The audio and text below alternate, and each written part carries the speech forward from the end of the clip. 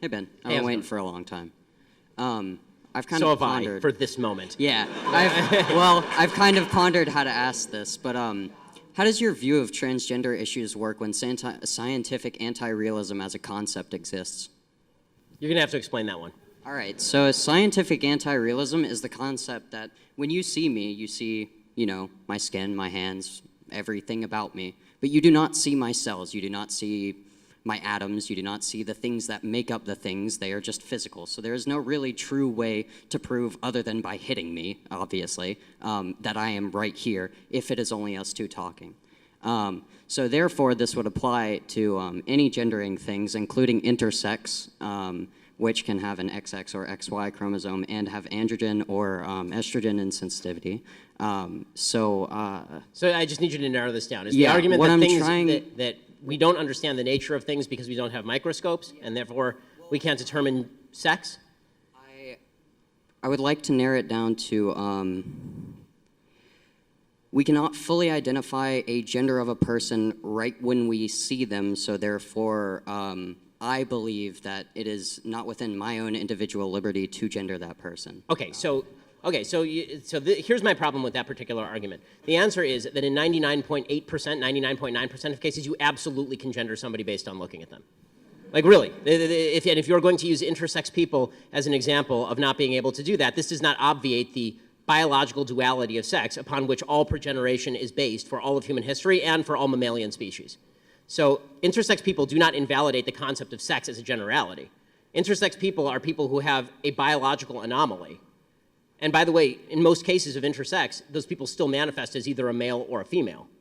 So the idea that intersex exists does not invalidate the idea that there is a male and that there is a female, or that in nearly all cases, I can tell the difference between a male and a female. Again, I'm not saying, by the way, that if you can show me your chromosomal charts that you are actually not a male, when I say that you're a male, that I should stick with that biological objective standard. Like my perception of you, in other words, is subject to my correct enunciation of an objective standard.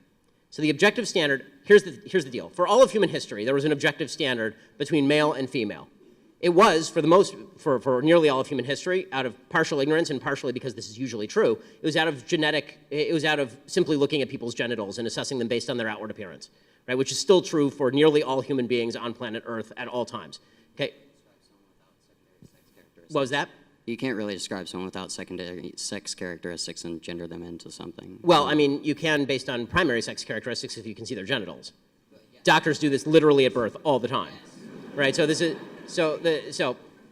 but your point is correct. If somebody was male dressed as a female and I misgendered them and then they said, "Oh look, I'm male," zip, right? Then I would say correct, and then correct. I would say, for all of human history, you were male. Now the standard is chromosomal. Right? It's the SRNY gene and all of this. There is some objective standard, in other words, by which we can determine sex. The problem I have with the transgender argument is that people are arguing that there is no objective standard, that no objective standard exists by which I can determine sex. And in fact, sex is completely subjective. I can determine my own gender based on no biology and in fact in abeyance of biology. I can have every single biological characteristic of a male, and if I say I am female, then I am female. This is anti-scientific nonsense.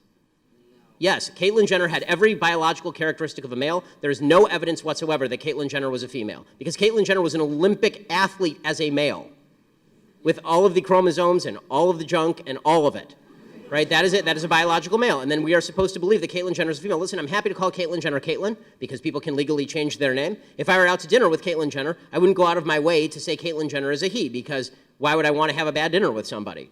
But if I'm speaking in public with folks, and I'm talking about the presence of sex, there is not a biologist worth their salt on planet Earth who would say that sex does not exist. Yeah, I agree. So if sex exists, then what are the characteristics of sex? And the problem with biological anti-realism or scientific anti-realism, as you're suggesting, is that there is no actual standard of sex, that it's completely malleable. It's okay.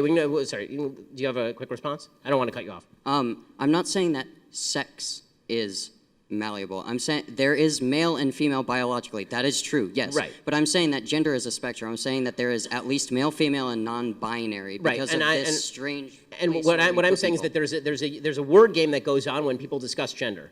Because if we are talking about certain characteristics to which we attribute to masculine or feminine, if you want to say that there's a genetic male with feminine characteristics, we're fine. That's a male with feminine characteristics. Fine, that's fine. I mean, okay, so you're a man with feminine characteristics. That's cool, who cares? Okay, but that doesn't make you a woman. In other words, if you're going, what we are now doing is we're playing a semantic game where we say a male with feminine characteristics is a woman. That's nonsense. Or a woman with male characteristics, masculine characteristics, is a man. That's nonsense too. And by the way, it actually ends up misgendering a lot of people who are just butch women or effeminate men. Right? So all of this, so in other words, by trying to separate out gender and sex completely, and then by using terms like male and female or woman and man that are innately connected to sex, what you are doing is deliberately, not you, what people are doing is deliberately confusing the issue such that you get idiocies like Ilhan Omar writing to the Powerlifting Association of the USA saying that a transgender woman who is a biological male should be able to compete against biological women because it is a myth that men can pick up heavier objects than women. That is not a myth, that's called science. Thank you.